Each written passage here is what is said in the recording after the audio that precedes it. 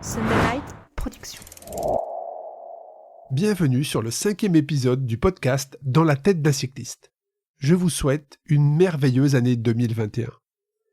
J'ai l'honneur aujourd'hui de vous partager ma conversation avec une femme cycliste professionnelle, membre de la FDJ Nouvelle-Aquitaine Futuroscope, celle qui ne lâche jamais rien, qui est d'une grande régularité dans sa progression, Maëlle Grossetête. Adepte du ski alpin de 4 à 14 ans, Maëlle s'oriente ensuite vers le cyclocross, puis la route, où elle se découvre même des compétences pour les épreuves de chrono, faisant parler sa puissance, elle qui a grandi au milieu des montagnes. Ses résultats, son sérieux, ses capacités physiologiques et sa détermination vont l'amener au fil des ans à gravir les échelons avec de beaux podiums et un titre de championne de France en contre-la-montre espoir, pour devenir un des piliers de l'équipe FDJ Nouvelle-Aquitaine Futuroscope. Maëlle nous raconte comment elle a appréhendé les épreuves World Tour sur le plan physique mais aussi mental, car se retrouver au départ d'un Liège-Bastogne-Liège ne laisse pas indifférente. Avec enthousiasme et sincérité, Maëlle va nous partager dans cet épisode son parcours, ses objectifs, mais aussi comment elle concilie sa vie de sportive professionnelle avec ses études de kinésithérapie. Il est également très intéressant de comprendre comment elle s'est adaptée en 2020 aux vagues de confinement et au passage la découverte du bikepacking avec une amie cycliste, comme quoi l'ultra fait des adeptes. Je profite de cette parenthèse pour vous parler de la course que j'organise, la Race Across France, et vous dire que l'édition de juillet 2021 est déjà complète, à l'exception de la distance de 1500 km. Nous allons être plus de 650 cyclistes au départ d'une épreuve d'ultra-distance. La meilleure manière de 2021 ne serait-elle pas de préparer 2022 ? Je ne vous en dis pas plus et je vous laisse entrer dans la tête de Maëlle Grossetête.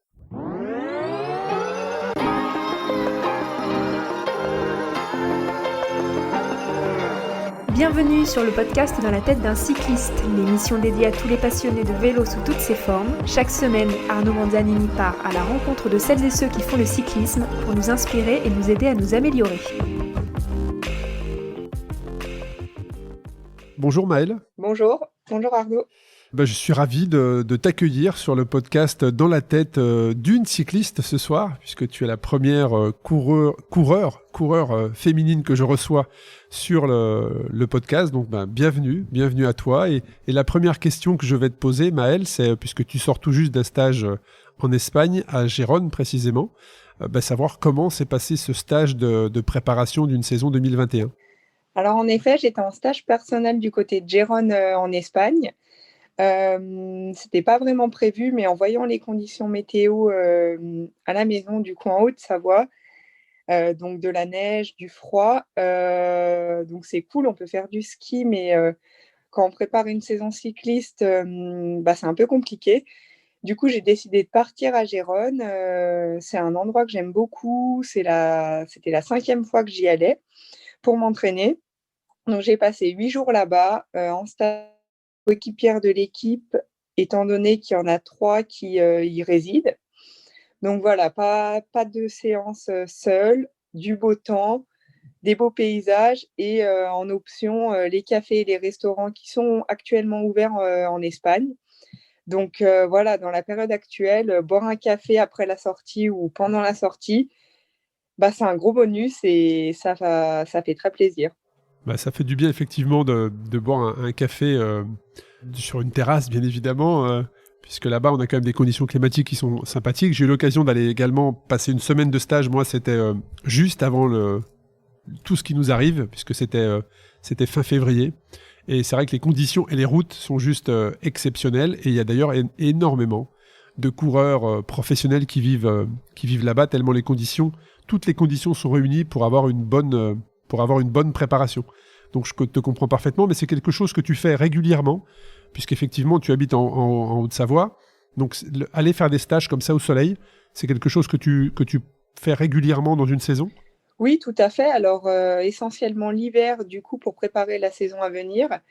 Donc un stage au soleil permet tout d'abord d'avoir de bonnes conditions météo pour dédier un cycle d'entraînement et aussi mentalement, pendant une semaine, 10 jours, je pars de la maison et je suis vraiment concentrée pendant 10 jours à ce stage. Donc à réaliser de bons entraînements. Ça me change un petit peu du quotidien de changer de route, changer d'endroit, voir d'autres personnes, rouler avec d'autres cyclistes. Donc ça, c'est quelque chose qui me plaît beaucoup. Et comme tu l'as dit, Gérone, les routes, c'est vraiment le top. Enfin, il y a du plat, du vallonné, des longues bosses, on peut faire du bord de mer, on peut rouler dans les terres, très peu de voitures. Super endroit pour le gravel également. Voilà, là, j'avais pas de vélo de gravel, mais la prochaine fois, j'aimerais fortement m'en faire prêter un. Ça peut être vraiment chouette de faire une sortie gravel parce qu'il y a un choix d'itinéraire gravel. C'est un super spot, ouais. Ah, C'est un super spot pour le gravel là-bas. Je pense que vraiment en gravel là-bas, c'est génial. Et comme tu l'as dit, énormément de cyclistes, et que ça soit des professionnels, mais également des amateurs, et beaucoup de filles qui roulent, donc c'est vraiment chouette. Enfin, j'aime beaucoup la vie là-bas, dans la ville, l'atmosphère qui y règne, c'est vraiment, vraiment sympa. En tout cas, j'en garde un bon souvenir et je me tarde d'y retourner, ça c'est clair. J'aimerais, Maëlle, qu'on revienne un petit peu, qu'on rebobine un petit peu ta carrière, ton parcours. Est-ce que tu peux nous partager tes premiers tours de roue? Qu'est-ce qui t'a amené au cyclisme et qu'est-ce qui t'a plu dans cette discipline? Alors tout d'abord, il faut savoir que j'ai commencé avec 10 ans de ski alpin. Donc de l'âge de 4 ans à 14 ans, j'étais sur les skis, parce que je suis née à Sallanches en Haute-Savoie, donc les montagnes sont vraiment à 2 pas de la maison. Donc voilà, ça a été le ski alpin en compétition, mon premier sport. Et ensuite, en préparation du coup estivale pour la saison de ski, on faisait du VTT avec le club.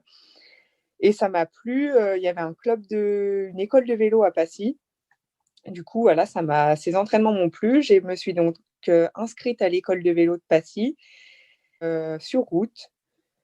Et j'ai commencé par faire les premières compétitions en école de vélo, donc à l'âge de 12-13 ans. Et voilà, de fil en aiguille, ça m'a plu. Voilà, j'ai vraiment aimé ce sport d'extérieur où, contrairement au ski, on ouvre la porte de la maison, on peut monter sur son vélo. Quand on est jeune, qu'on n'a pas de voiture, c'est plus facile, on n'a pas besoin des parents pour nous emmener à la station. Donc ça, c'était un des avantages. J'ai été dans un lycée avec des horaires aménagés qui m'ont permis de pouvoir m'entraîner convenablement avec 2 après-midi de libre par semaine. Et voilà, de fil en aiguille, régional, niveau national, où par la suite, j'ai intégré la division nationale de Saint-Julien-en-Genevois, qui m'a fait passer un cap en me permettant de courir les Coupes de France. Donc voilà, découvrir le niveau national quand j'étais junior. Donc ça, c'est à l'âge de 17-18 ans. Et puis du coup, en courant au niveau national, j'ai pu me faire repérer par la FDJ, aujourd'hui qui s'appelle FDJ Nouvelle-Aquitaine Futuroscope et qui est mon équipe professionnelle actuelle, et où j'attaque ma 4e saison avec eux. Donc je suis rentrée en Espoir 2 à 19 ans et voilà, là j'attaque 4e saison avec l'équipe. On va rentrer un peu plus dans le détail de ton beau parcours, mais est-ce qu'à un moment donné, tu as dû faire un choix entre le ski et le cyclisme, Maëlle? Oui, tout à fait. Alors, est-ce que ça s'est fait naturellement? Est-ce que ce choix s'est fait naturellement par tes aptitudes plus vers un sport que vers l'autre? Ou est-ce que tu as dû te poser à un moment donné et te dire, bon, là, il faut que je fasse un choix. Vers quel sport je vais orienter, on va dire, mes efforts pour un jour en faire mon métier? Non, ça n'a pas été un choix facile, mais c'est vrai que donc, je me suis penchée pour le vélo. Question pratique, voilà, comme je l'ai dit, c'était plus facile de partir faire une sortie de vélo que de monter au ski. Ça demande toujours une organisation plus compliquée et une amplitude horaire beaucoup plus importante d'aller sur les skis. Et après, je me suis un petit peu rendu compte aussi sur la mentalité, le ski qui est très, très élitiste. Si tu n'habites pas, là je dis ça en rigolant, mais si tu n'habites pas Chamonix ou Megève autour de chez moi, en gros, tu peux pas faire vraiment de haut niveau. Donc voilà, après je me suis penchée sur le vélo sans regret. Je fais toujours du ski, beaucoup de ski pour le plaisir et en entraînement du ski de randonnée notamment. Mais voilà, j'en garde un excellent souvenir de ces 10 années sur les skis. Bon, c'est vrai qu'à Sallanches, en même temps, tu es un petit peu à mi-chemin entre les deux, hein, entre Megève et Chamonix. Et également, donc, tu nous expliquais ton parcours dans le cyclisme, mais de grosses performances en cyclocross. C'est comme ça, au début, les premiers résultats au niveau national sont arrivés? Oui, bien sûr. Donc ça, quand on est jeune et qu'on court en école de vélo, il y a le cyclo-cross qui fait partie des disciplines qu'on fait découvrir aux jeunes. Donc chose que j'ai découverte, ça se court l'hiver, de septembre à février, et vraiment une discipline que j'adore toujours actuellement. Alors, où j'ai réussi à décrocher, comme tu l'as dit, mes premiers résultats sur le plan national avec mon premier titre de championne de France. Et ouais, vraiment une discipline que j'adore, c'est ludique, c'est un effort relativement court, maximum 1 heure pour les élites femmes, 50 minutes exactement. Et ouais, je pense vraiment que ça a un atout. Là, j'en fais plus parce que c'est un petit peu compliqué de tout gérer, mais j'aimerais fortement y revenir. En tout cas, là, je m'éclate les dimanches à regarder la télé. Alors toi qui es né au milieu des montagnes, tu as également des compétences pour le chrono, très clairement. On aurait pu croire, tu vois, on pourrait se dire, bon, Maëlle, elle est née à Salanches, elle vit au milieu des montagnes, ça doit être une très bonne grimpeuse, tu vois. Et en fait, alors je dis pas que tu n'es pas une bonne grimpeuse, mais en tout cas, tu es hyper performante sur les chronos, puisque là aussi, il y a eu un titre de championne de France. Donc, tu penses que justement, ça vient aussi de ta pratique du ski, qui développe quand même la puissance, sur le physique au niveau de la force, au niveau des cuisses. Euh, Comment tu as découvert ces compétences-là? C'est surprenant. Enfin, c'est surprenant. Oui et non, parce qu'après, c'est pas parce que tu habites dans les montagnes que tu peux pas être une bonne rouleuse, mais je veux dire, tu passes du cyclocross où tu as des très très bons résultats, et puis ensuite sur route, en chrono notamment. Tu as tout de suite senti que tu avais vraiment des compétences dans cette discipline-là? Alors c'est vrai que rapidement, j'ai eu des bons résultats sur les contre-la-montre. Ça peut aussi peut-être venir du cyclo-cross, donc qui a été un effort 30 à 40 minutes à fond. Donc pas tout seul certes, mais du moins on est à fond pendant 40 minutes. Et le chrono, du coup, c'est le même exercice, c'est à fond pendant la durée du chrono, donc entre 20 minutes et 50 minutes, où là, par contre, on est tout seul avec une oreillette et le coach dans la voiture derrière. Mais j'ai toujours beaucoup apprécié les efforts solitaires où il faut se concentrer sur son propre effort, sa propre gestion des émotions, aller se surpasser, vraiment rester dans sa bulle. C'est quelque chose qui me plaît beaucoup, qui demande beaucoup de travail en amont sur la préparation, la position. Enfin voilà, il y a plein de petits détails à travailler. Et ouais, rouler vite, aussi avoir du beau matériel, ça c'est vraiment quelque chose qui me plaît. Ça donne envie quoi, quand on voit le vélo, la roue pleine, tout ça, on a juste envie d'aller le plus vite possible avec. Et puis, c'est quelque chose que j'axe la préparation dessus, et j'aimerais encore bien progresser dans ce domaine. C'est vrai que quelquefois, enfin moi, à mon niveau, ça m'arrive souvent. C'est-à-dire quand je regarde mon vélo, je me dis que je serais peut-être pas bon, mais par contre, je serais beau, tu vois. C'est-à-dire, Ça, ouais, c'est une phrase qu'on dit souvent, c'est important d'avoir la classe sur un vélo. exactement. Et j'aimerais que tu nous expliques également, Maëlle, bon, tu nous as expliqué en détail ton parcours, et puis un jour, le téléphone sonne et on te propose de rentrer dans l'équipe de la FDJ. Euh, Est-ce que tu te souviens de ce que ça a généré en toi? Alors mes premiers contacts avec la FDJ, on va dire que ça s'est vraiment révélé sur une manche de la Coupe de France que j'ai remportée alors que j'étais encore à Saint-Julien. J'étais espoir première année, et il y avait quelques filles de la FDJ qui couraient. Donc voilà, en gros, j'avais battu l'équipe à battre. Donc ça a été un petit peu où je me suis vraiment fait repérer. Par la suite, j'ai réalisé des stages avec la FDJ, des stages de détection, euh, pour voir si je m'intégrais bien, et également avec quelques tests physiques et des entretiens avec les directeurs sportifs. Le feeling, il a accroché des deux côtés.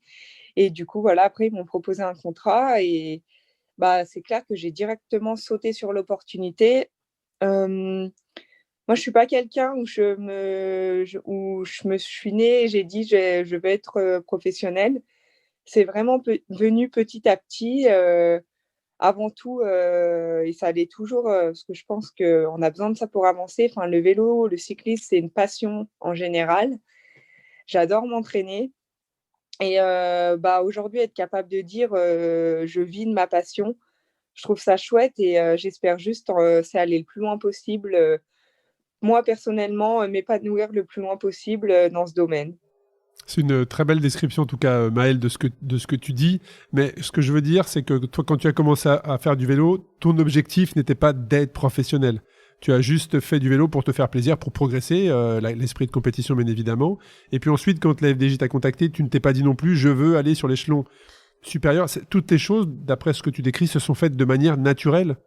Oui, voilà, exactement, ça s'est fait de manière naturelle, après forcément quand la FDJ m'a contactée, on se prend au jeu et notre objectif est d'intégrer l'équipe et qu'ils soient satisfaits de nous, de progresser au sein de l'équipe, voilà, mais c'est quelque chose qui s'est fait naturellement et j'espère continuer, sur cette lancée. Bah, en tout cas, moi qui suis ton parcours, la progression est régulière, mais je trouve il y a pas de, tu n'arrives pas de nulle part. Tu vois ce que je veux dire? C'est quand on suit ton parcours, on ne peut que se dire que il va se passer des belles choses dans les années à venir, en fait. Tu vois ce que je veux dire? Moi, c'est le sentiment que j'ai en suivant ton parcours, c'est que tu es toujours placé, tu es toujours là, et on sent que dans les années à venir, il y a quelque chose de grand qui va se passer pour toi. En tout cas, moi, c'est mon sentiment quand je vois ton parcours et que je suis tes résultats.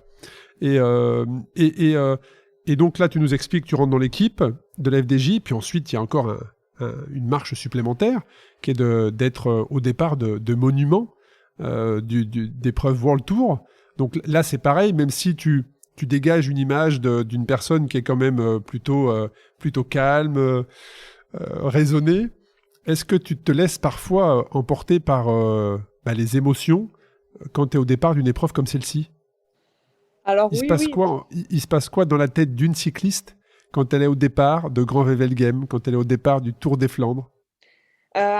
Tout d'abord, je tiens à dire que l'équipe sur ma première année, avec eux, ils m'ont laissé le temps, ils m'ont pas envoyé, à droite, à gauche réaliser toutes les World Tour, donc ça, c'est quelque chose d'important pour avoir une progression linéaire.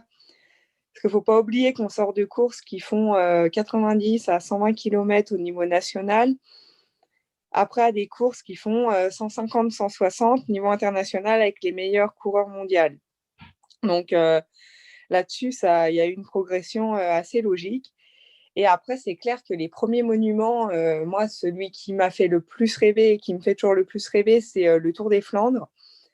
Ne serait-ce qu'à la présentation d'équipe, ouais, j'avais des frissons, sur la ligne de départ, on est excité, là, c'est pareil, on apprend toujours, mais parfois à tort de trop d'excitation, c'est pas bon. Faut pas C'est se laisser l'expérience. manger, par C'est les la prise. émotions. Ouais, c'est la prise d'expérience, effectivement. Ouais. Donc ouais, voilà, ça fait partie de l'apprentissage et là, je commence à avoir un bagage bien fourni, pour ne plus réaliser ces erreurs ou du moins s'en servir, sur les prochaines courses. Mais je pense qu'à chaque, monument, quand on est au départ et qu'on est dans un mont, avec, le public, mais vraiment un public, je pense quand on l'a pas vécu, c'est difficile de s'en rendre compte. C'est juste exceptionnel. Enfin, le mur de Grammont, le Vieux Quarmont, tous ces monts-là, l'ambiance, elle est vraiment, vraiment énorme et c'est aussi pour ça que je fais du vélo. Enfin, ça donne des frissons, ça on veut se surpasser, mais on les entend pas vraiment les gens. Enfin, en fait, on est concentré dans notre course, on est à bloc, c'est super dur, mais ça nous pousse vers le haut. Enfin, c'est juste, c'est super cool. Et comment se sont passées ces épreuves pour toi cette année? Alors cette année, les classiques, du coup, elles étaient au mois d'octobre. Là, pour le coup, beaucoup moins de ferveur du public, étant donné que, voilà, avec, le covid, c'était à huis clos. Donc c'était différent, hein, faut dire ce qui est et voilà, comme ça fait partie des classiques, j'ai eu un peu de malchance avec, crevaison et chute, mais heu, mais j'ai juste hâte, que la saison 2021, se déroule, du mieux possible et d'être sur toutes ces classiques et avec, vraiment, celle que je rêve vraiment d'être, c'est, Paris-Roubaix qui sera le premier au mois d'avril Que tu avais repéré d'ailleurs, je crois. Je crois que tu avais repéré certaines parties du parcours cette année. Oui, la totalité du parcours. On avait fait un stage avec l'équipe au mois d'août en vue de l'édition qui était programmée au mois d'octobre, qui a été annulée. Mais du coup, on a repéré dans des très bonnes conditions, ensoleillées, pavés secs. Du coup, il faudra réaliser des nouvelles reconnaissances parce qu'au mois d'avril, c'est plutôt pavé humide, je pense. Enfin, voilà. Donc, faudra retester. Mais on a fait 3 jours sur les pavés. Et ouais, c'est du sport. Certainement, très certainement. Tu nous parles, c'est vrai que la saison cette année était concentrée sur 2 mois, au lieu justement d'une saison, parce que des classiques au mois d'octobre, ça reste un caractère, on l'espère, exceptionnel pour la suite de la saison. Et quand on est justement coureur professionnel, que l'on s'entraîne pour justement participer aux épreuves dont on vient de parler, et qu'elles sont annulées, voire décalées, l'année qu'on a vécue, quel impact ça a eu sur ta préparation et ton entraînement? C'est vrai que ça n'a pas été facile. Enfin, je me souviens du premier confinement, du coup, au mois de mars, où j'étais actuellement à Gérone en stage. Et puis voilà, les annulations qui tombent et au final, le confinement. Donc, c'est clair que la première semaine, c'était pas facile. Enfin, on commence à cogiter, on réalise pas vraiment, mais en fait, après, on se rend compte que c'est 2 mois de confinement. Enfin, voilà, que c'est comme ça, on peut rien y faire. C'est pareil pour tout le monde. Et j'ai réussi à me reconcentrer sur autre chose, avec du home trainer, de la préparation physique. Enfin, j'ai bien vécu le premier confinement, honnêtement. Enfin, ça s'est bien passé. Est-ce que tu l'as vécu comme une coupure hivernale, mentalement? Est-ce que tu t'es dit, bon, c'est comme une coupure hivernale, ou est-ce que tu as suivi au plus près ton programme prévu par ton entraîneur? Alors, j'ai réalisé 1 semaine de coupure au début et 1 semaine de coupure à la fin du confinement. Du coup, il y a eu 6 semaines d'entraînement. Donc, bien sûr, pas avec le programme initial, mais un programme home trainer, course à pied et préparation physique que j'ai suivi plutôt bien, même si, voilà, avec mon entraîneur, il me laissait certaines libertés également. Mais je vais dire que je me suis quand même bien prise au jeu de Zwift, des meet-up, tout ça. Franchement, j'étais quelqu'un qui détestait le home trainer. C'est vraiment quelque chose qui me barbait. Et là, j'ai découvert en fait un nouvel outil et je m'en sers actuellement en outil de travail et je trouve ça plutôt cool. Franchement, ça a des bons avantages. Et donc, je perçois le home trainer différemment grâce au confinement, on peut dire. Ouais, je te rejoins effectivement. Également, j'utilisais l'home trainer avant sans vraiment avoir des séances très précises. Donc forcément, c'était un peu plus barbant parce que tu es sur home trainer, mais tu pédales, mais vraiment, tu n'as pas vraiment de séance prédéfinie. Et dès que tu t'intéresses vraiment aux différents programmes qui peuvent y avoir, ou tu peux même insérer ton programme, les séances deviennent totalement différentes et je les trouve beaucoup plus efficientes. C'est-à-dire qu'en peu de temps, tu peux progresser. En tout cas, si il est bien utilisé, ça t'amène à être un peu plus performant, très clairement. Ah, je suis entièrement d'accord. Et puis, clairement, pour certaines thématiques, enfin voilà, tout simplement des séances de force-vélocité. Sur home trainer, on règle, on ne sera pas gêné par les feux, les ronds-points, les voitures. Si on n'a pas beaucoup de temps ou si voilà, les personnes qui travaillent, il fait nuit en ce moment tôt, on fait 1 heure et demie de home trainer, on peut faire de la qualité, mais vraiment bien. Comme tu l'as dit, s'il est bien utilisé, c'est vraiment un super outil. Ouais, ils sont en train de révolutionner effectivement les saisons d'hiver et la préparation. Ça change complètement la manière d'aborder un hiver qui peut être plus rugueux dans une région plus qu'une autre. Avec cet outil-là, ça va égaliser, on va dire ça comme ça. Ça va lisser les performances et certains vont même progresser puisqu'ils vont se découvrir des capacités qu'ils ne pensaient pas.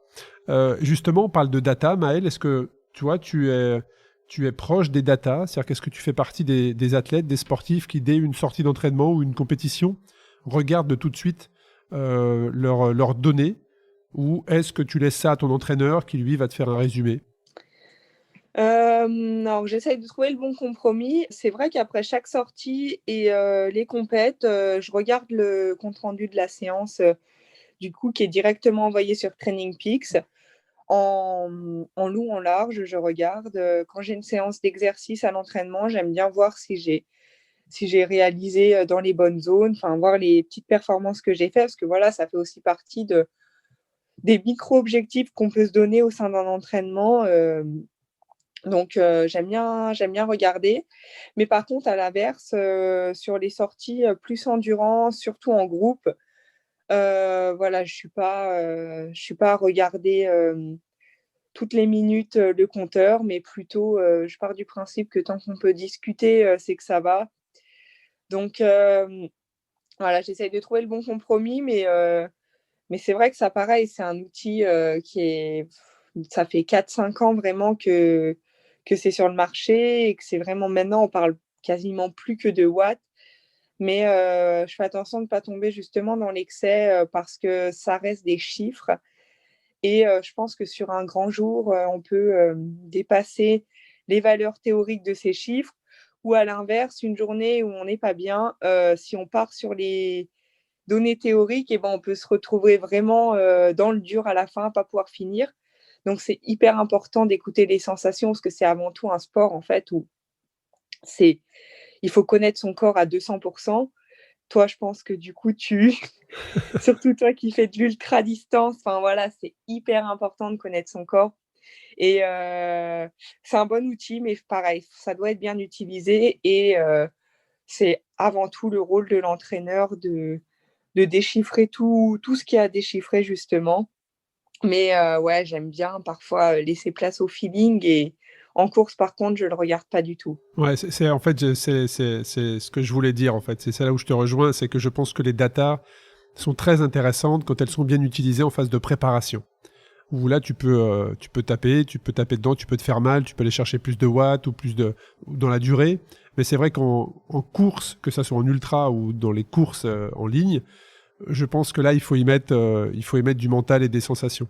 Parce que même si tu as une grande forme physique, mais tu n'as pas ce jour-là la tête, t'as pas le mental qui va te permettre de te dépasser. Les datas pourront dire ce qu'elles veulent. Si toi t'es pas dedans, tu vois ce que je veux dire. Alors qu'à l'inverse, si t'es dedans et tu as envie vraiment d'être dans un grand jour déjà et de te faire mal, je pense que les datas, effectivement, t'es capable d'aller au-delà si t'es dans un jour où t'as des jambes, des fameuses jambes de feu sur lesquelles on est à la recherche en permanence et qui sont exceptionnelles.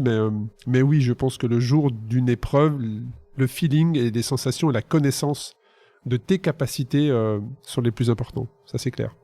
Ouais, ça, c'est clair. Enfin, comme tu l'as dit, le mental, c'est partie énorme dans le sport de haut niveau, dans le sport en général.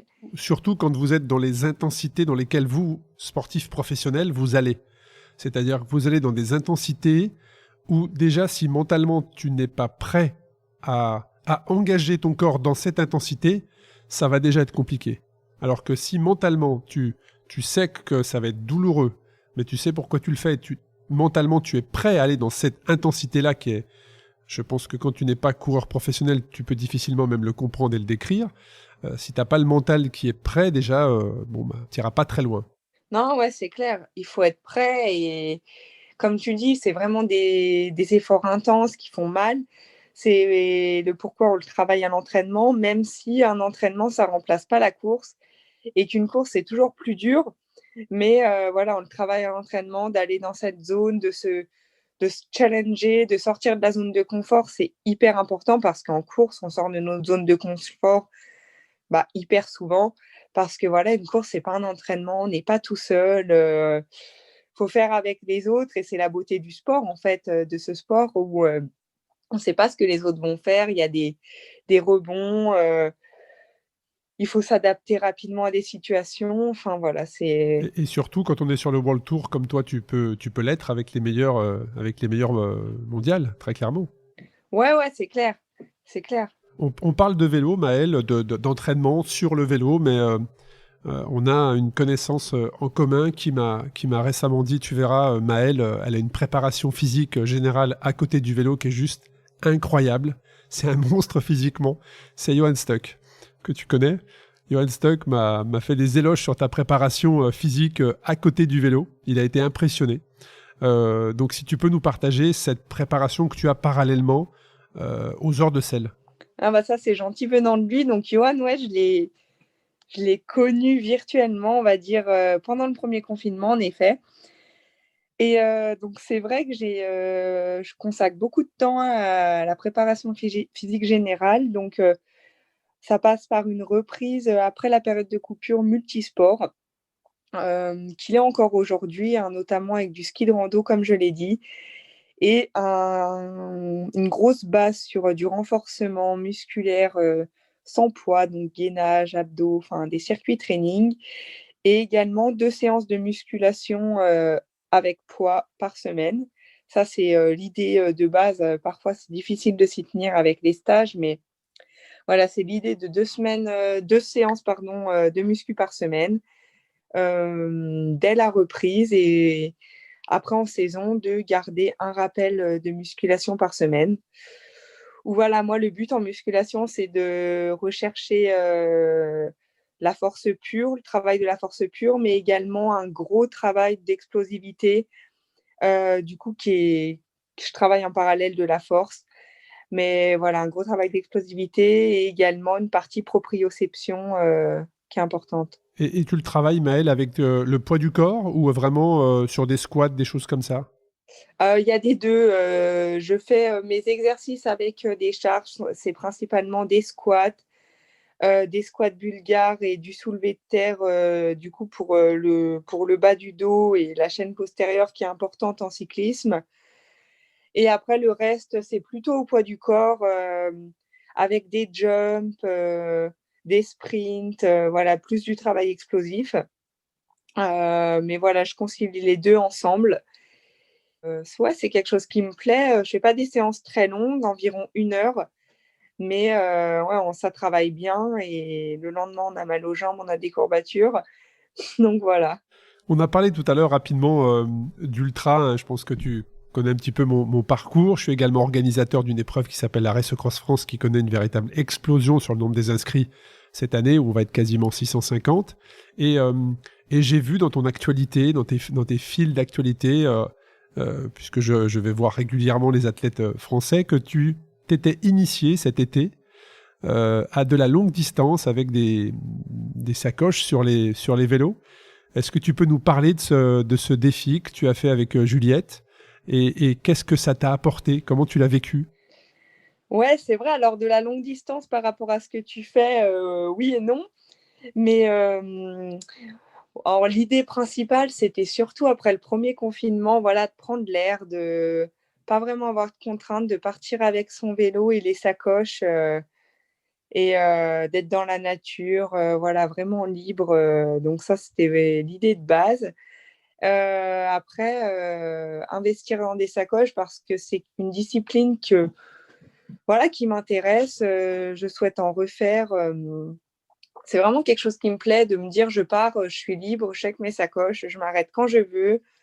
Ça, voilà, permet de découvrir du paysage, de repousser ses limites. Après, voilà, avec la carrière cycliste professionnelle, c'est pas toujours en phase. Il faut essayer de trouver les bons moments pour faire ce genre d'aventure. Mais ouais, je pense que c'est possible, dans la préparation, d'intégrer un petit peu de backpacking. Je pense que mentalement, ça fait un grand bien.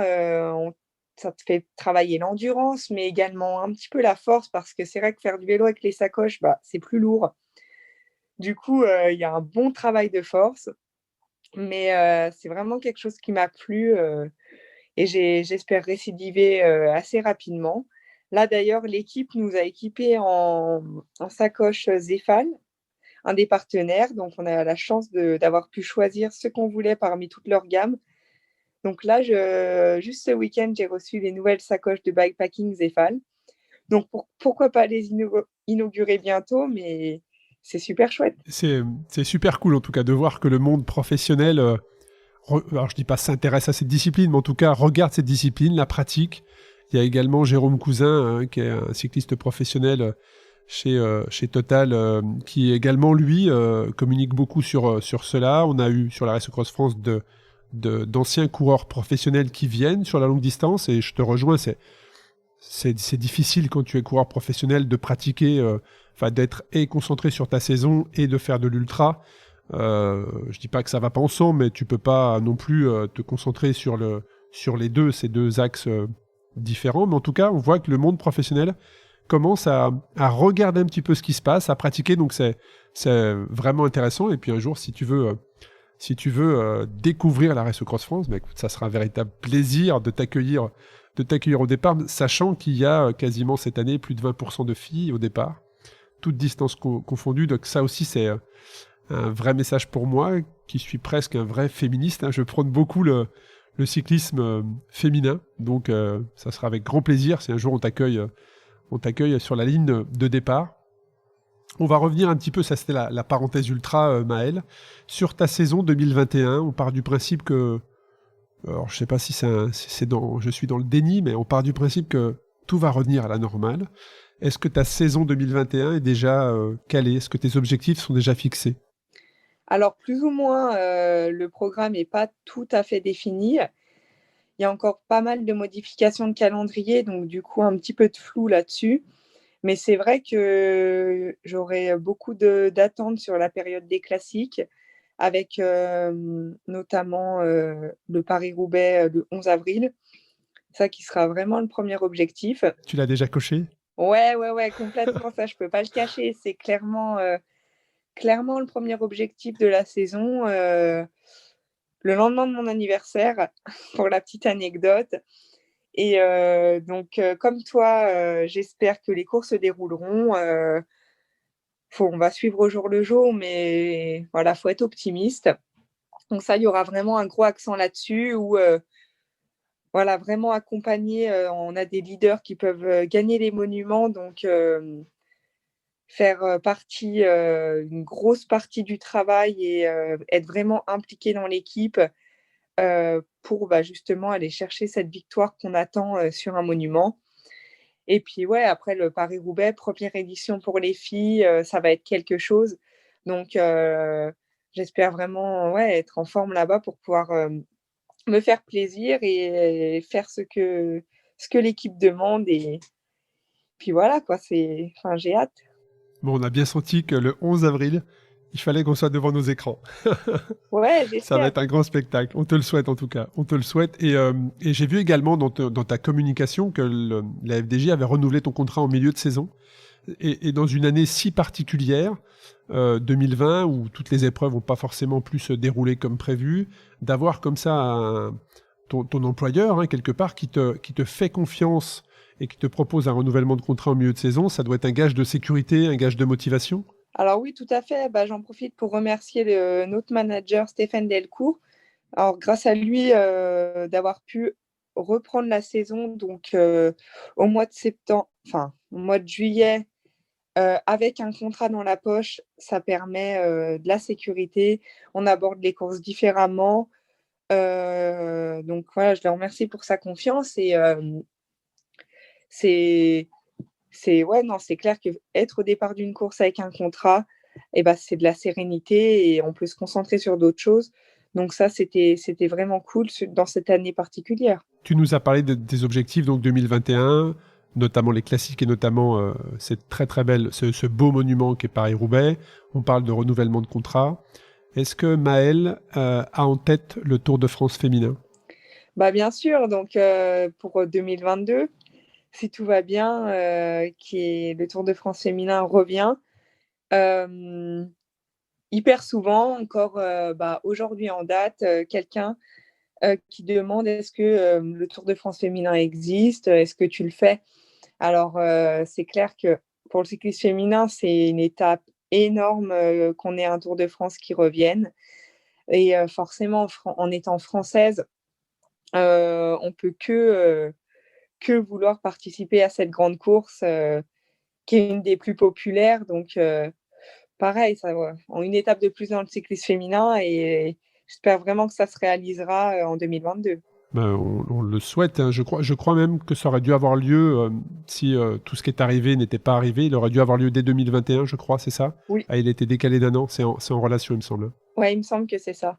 En tout cas, c'est revenir à la normale, hein, je pense. Moi, je me souviens, de par mon âge, avoir vu le Tour de France féminin et je trouvais ça extraordinaire, en fait. Je trouvais ça extraordinaire, donc je me réjouis de voir l'arrivée à nouveau d'un Tour de France féminin. Je suis très proche également d'une personne qui a lancé une marque de vêtements vélo que pour les femmes, qui s'appelle Wilma, et WILMA, qui est actuellement en crowdfunding, justement, puisqu'elle lance cette marque. Donc n'hésitez pas à aller la soutenir sur KissKissBankBank. Voilà, Wilma, c'est des vêtements que pour les femmes et c'est hyper stylé. J'en profite pour lui faire un clin d'œil. Donc ça c'est fait. Tu as peut-être d'ailleurs, Maëlle, un message à faire passer sur le cyclisme féminin. Comment toi tu vois cette évolution dans la génération dans laquelle tu fais partie? Alors comment je vois? Bah, c'est assez simple, hein. Depuis que je suis arrivée à la FDJ, les progrès ils sont énormes. Si on parle de la FDJ, l'équipe, elle fait que grandir. Donc là, je sors d'un stage avec l'équipe où notamment notre nouveau service course a été inauguré. Donc avec un showroom à l'entrée, il y aura une salle réservée à Zwift notamment. Ouais, un espace de travail énorme. Et je trouve même que l'équipe féminine s'est internationalisée. Bien sûr, ça c'est un des axes de l'équipe. Où du coup en 2021, nous serons 7 Françaises et 6 étrangères, donc quasiment 50-50. Et je pense que c'est une bonne chose parce que les étrangères, elles amènent toute leur expérience, une mentalité différente. Donc ça fait grandir tout le monde, coureurs et staff. Ça, c'est ouais, vraiment quelque chose qui me plaît également dans le vélo, ce côté multinationalité, découvrir des personnes, des relations humaines. Il y a des belles choses et on construit des belles choses, voilà. Alors, on parle de vélo, on parle de construire des belles choses. C'est une parfaite transition puisque les gens qui nous écoutent n'ont pas l'image. Moi, j'ai l'image et je te vois avec un beau hoodie marqué kinésithérapeute. Donc, je sais tu fais des études dans ce domaine-là, c'est bien ça? Oui, tout à fait. Ça veut dire que tu prends le temps également de construire ta future carrière professionnelle? Oui, entièrement. Alors voilà, comme je l'ai dit, au début de ce podcast, quand j'étais jeune, je me suis jamais dit, à tout prix je souhaite être, professionnelle. Mais j'ai par contre, à l'inverse, toujours souhaité, travailler dans le médical. Quand j'étais petite, je disais toujours: «Je veux sauver les gens». Donc là, je suis en études de kiné. Je dis pas qu'on sauve les gens, pas du tout, mais qu'on les accompagne, dans une rééducation pour aller le mieux possible. Et du coup, je suis en école de kiné sur Grenoble où, je bénéficie d'un aménagement en faisant une année en 2 ans. Donc ça prend du temps, mais ça avance, doucement et ça me permet surtout de concilier ce double projet et c'est super chouette, ouais, je m'épanouis, dans ces études, les stages que je réalise en structure, kiné, bah, j'adore, c'est vraiment cool et il y a de nombreux liens avec le sport. Donc je pense que j'ai trouvé mon bon équilibre et c'est quelque chose d'important pour moi d'avoir ces études, voilà, pour la tête, du vélo, des études, ça ouvre le cercle social et c'est quelque chose, qui est important. Et ça veut dire que en période de coupure, tes cours sont concentrés à cette période ou c'est vraiment une organisation équilibrée tout au long de l'année? Non, c'est Ou est-ce qu'il y a plus équilibré. des focus Non, équilibré tout au long de l'année. En gros, j'ai 50 de l'emploi du temps, sur toute l'année, ce qui est pas, énorme, enfin voilà, j'ai largement le temps de m'entraîner, tout ça. Même si en réalité, je vais très peu en présence à l'école en raison des compétitions et des stages. Mais je rattrape les cours, j'ai aussi la possibilité de décaler les examens et par contre, pour rejoindre ce que tu disais, chaque hiver, à chaque coupure, je réalise un stage en structure kiné, qui est un stage, d'1 mois et demi à temps plein, donc qui est, pratiquement impossible à faire en saison. Du coup, je le fais pendant la coupure et voilà, ça c'est je profite de la coupure pour m'axer sur les études sur ce point. Donc ça veut dire une grosse organisation, une grosse motivation et détermination aussi, parce que j'imagine qu'il y a plusieurs fenêtres qui s'ouvrent dans l'année pour t'écarter de ce droit chemin, très clairement. Ouais, bien sûr, je te rejoins à 200%. Après, c'est pas toujours facile, ça c'est clair. Mais, mais voilà, peut-être que parfois il y a des tout petits sacrifices qui se font pour être un petit peu plus sur l'école ou en période des examens, mais c'est relativement court et puis voilà, enfin, je pars du principe, c'est quelque chose qui me plaît, la kiné, les relations humaines, au corps qu'il y a dans ce métier, avec de nombreux liens avec le sport. Donc voilà, ça fait son petit bonhomme de chemin, ça avance doucement et j'espère que je serai bientôt diplômée. Bah écoute, on te le souhaite, on te le souhaite. On arrive sur la fin du podcast, Maëlle, est-ce qu'il y a un message en particulier que tu voudrais faire passer? Un message, non, de manière générale, c'était mon premier podcast, donc déjà, je te remercie beaucoup bah, voilà, je me suis prêtée au jeu, c'était cool, j'espère, ça vous a plu et non, un message, enfin, plus de manière générale, c'est important de faire ce que vous voulez, faut pas vraiment repousser au lendemain et on n'a qu'une vie, du coup, faut en profiter. C'est assez simple comme mot, mais c'est des mots que voilà, je me répète assez souvent, avant une course, en période de confinement, quand on a des petits coups de mou, quand l'école, ça me gonfle un petit peu. Enfin voilà, c'est des moments et c'est important, voilà, de faire ce que vous avez envie, pas beaucoup repousser et vous faire plaisir en général. Bon, merci beaucoup, Maëlle. En tout cas, on ressent une grande maturité en toi et c'est très très agréable d'avoir partagé cet épisode avec toi. Merci à toi surtout du temps que tu nous as consacré pour nous raconter ton parcours, tes projets. Et forcément, on va suivre la saison 2021 maintenant différemment en suivant Maëlle, surtout sur Paris-Roubaix. Le rendez-vous est pris. Ouais, ça marche. Bah, je te remercie beaucoup, Arnaud. Merci beaucoup, Maëlle. Et puis, au moment où on enregistre, hein, on est en période de fête, même si l'épisode va être diffusé juste après les fêtes. Je te souhaite de bonnes fêtes de fin d'année et puis tout le meilleur pour 2021. Bah oui, pareillement. Et du coup, quand sera diffusé le podcast, ça sera le moment de dire bonne année. Donc, bonne année à tous ceux qui écoutent et puis prenez une bonne résolution pour vous y tenir. Merci.